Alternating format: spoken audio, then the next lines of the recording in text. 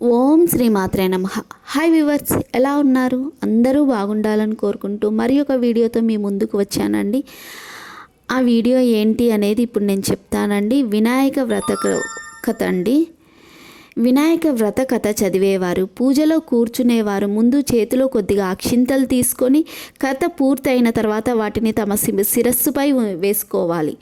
పూర్వం చంద్రవంశానికి చెందిన ధర్మరాజు దాయాదులతో మాయాజూదం వల్ల రాజ్యాన్ని పోగొట్టుకొని భార్యా సోదరులతో వనవాసం చేస్తూ ఒకనాడు నైమిషారణ్యానికి చేరుకున్నాడు. అక్కడ సౌనకాది ఋషులకు అనేక పురాణ రహస్యాలను బోధిస్తున్న సూత మహామునిని దర్శించి తనకు తిరిగి రాజ్యం పొందే మార్గము, వ్రతం ఏదైనా ఉంటే చెప్పమని ధర్మరాజు కోరారు. అంతటా సూత మహర్షి సకల శుభాలను కలిగించే వినాయక చవితి గురించి వివరించారు. విఘ్నేశ్వరోత్పత్తి, చంద్రదర్శన దోషకారణము, శాపమోక్షము గురించి ఆ మహాముని చెప్పసాగాను.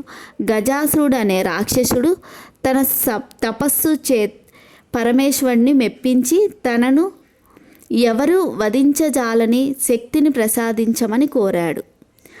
ఆపై శివుడు తన ఉదరమునందే నివసించాలని కోరడంతో అందుకు శివుడు అతడి కుక్షి యందు బందీ అయినాడు. దీంతో అతడు అజేయుడయ్యాడు. తన భర్తకు కలిగిన ఈ స్థితిని పార్వతీదేవికి చాలా దుఃఖం వచ్చింది. దీంతో జగన్మాత వైకుంఠానికి వెళ్ళి విష్ణువుని తన భర్తను విడిపించు ఉపాయం చెప్పమని కోరింది. విష్ణువు గంగిరెద్దుల వేషం ధరించి నందీశ్వర్ని గంగిరెద్దుగా వెంట తీసుకొని వెళ్ళినాడు. గంగిరెద్దును ఆడించి గజాసురుడిని మెప్పించాడు. ఈ ఆనందంలో ఏమి కావాలో కోరుకో అని గజాసురుడు అనగా అదే సమయం కోసం ఎదురు చూస్తున్న శ్రీమన్నారాయణుడు నీ ఉదరమందున్న శివుణ్ణి తమ వశం చేయమని అడిగాడు. తనకు అంతఃకాలము దాపరించినదని గుర్తించిన రాక్షసుడు ఆడిన మాట తప్పకుండా కుక్షి అందున్న శివుణ్ణి ఉద్దేశించి, ప్రభు, శ్రీహరి ప్రభావంతో నా జీవితం ముగియుచున్నది.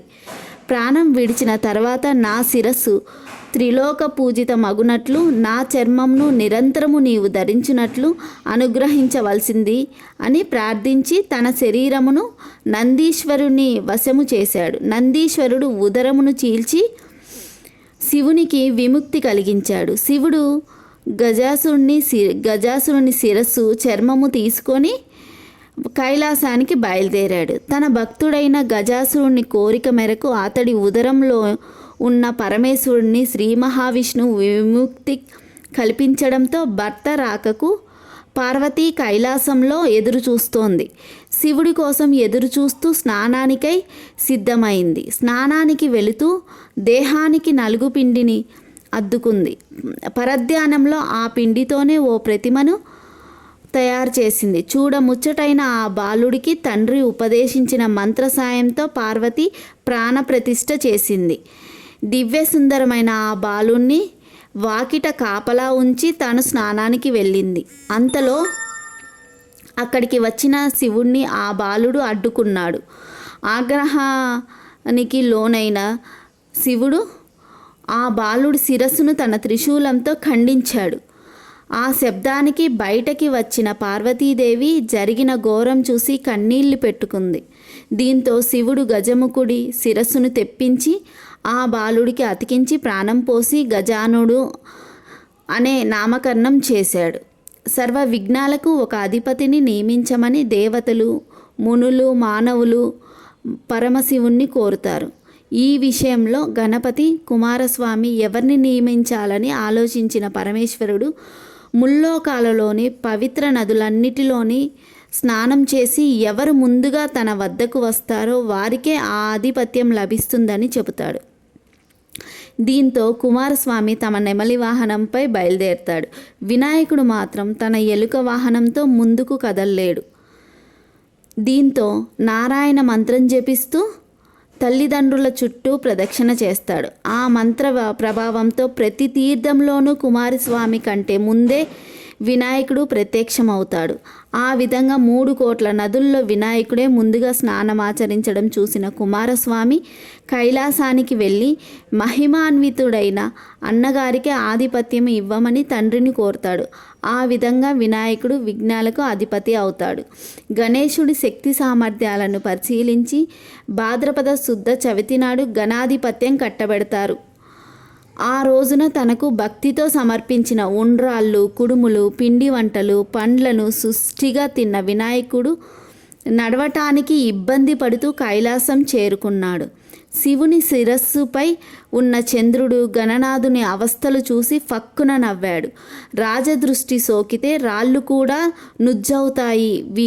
విఘ్ననాథుని ఉదరం పగిలి అందులోని ఉండ్రాళ్ళు, కుడుములు బయటకు వచ్చి అచేతనుడయ్యాడు. దీంతో ఆగ్రహించిన పార్వతీదేవి, పాపాత్ముడా, నీ దృష్టి సోకి నా కుమారుడు అచేతనంగా పడి ఉన్నాడు. కాబట్టి నిన్ను చూసిన వారు పాపాత్ములై నీలాప నిందలు పొందురుగాక అని శపించింది. పార్వతీదేవి చంద్రుణ్ణి శపించిన సమయంలో సప్త ఋషుల భార్యలతో కలిసి యజ్ఞం చేస్తూ అగ్నిదేవునికి ప్రదక్షిణం చేస్తున్నారు. అగ్నిదేవుడికి ఋషి పత్నుల మీద మోహం కలిగింది. కోరిక తీరక శపిస్తారేమో అనే భయంతో అగ్ని క్షీణింపసాగాడు. భర్త కోరిక తెలుసుకున్న స్వాహాదేవి ఋషుల భార్యల రూపంలో అగ్నిదేవుణ్ణి చేరింది. అగ్నిదేవునితో ఉన్నది తమ భార్యలేనని భ్రాంతి చెందిన ఋషులు వారిని విడిచిపెట్టారు. శాపగ్రస్తుడైన చంద్రుణ్ణి చూడటం వలనే ఋషుల భార్యలు నీలాప నిందలకు గురయ్యారని దేవతలు గ్రహించారు. వీరందరూ బ్రహ్మదేవునితో కలిసి కైలాసానికి వెళ్ళారు. మరణించిన విఘ్నేశ్వరుణ్ణి బ్రహ్మదేవుడు తిరిగి బతికించాడు. తర్వాత పార్వతీదేవితో, అమ్మా, నువ్వు చంద్రునికి ఇచ్చిన శాపం వలన ఆపద కలిగింది, కావున శాపాన్ని ఉపసంహరించుకో అని కోరాడు. అప్పుడు పార్వతీదేవి, ఏ రోజున చంద్రుడు విఘ్నేశ్వరుని చూసి నవ్వాడు ఆ రోజు చంద్రుణ్ణి చూడకూడదు అని శాపాన్ని సవరించింది. ఆ రోజు నుంచి అందరూ భాద్రపద శుద్ధ చవితి నాడు చంద్రుణ్ణి చూడకుండా జాగ్రత్తగా ఉండి ప్రతి ఒక్కరి ఇంట్లో ఈ పూజను ఆచరిస్తారు. అందుకని అందరికీ సుఖ సంతోషాలు వెల్లవేరుస్తాయనేసి ఒక ప్రతీక గుర్తింపు ఉందండి. ప్రతి ఒక్కరైతే ఈ పూజనైతే ఖచ్చితంగా చేసుకోండి. ఈ కథ అయితే ఖచ్చితంగా చదవండి. థ్యాంక్ యూ ఫర్ వాచింగ్ అండి. Thank you.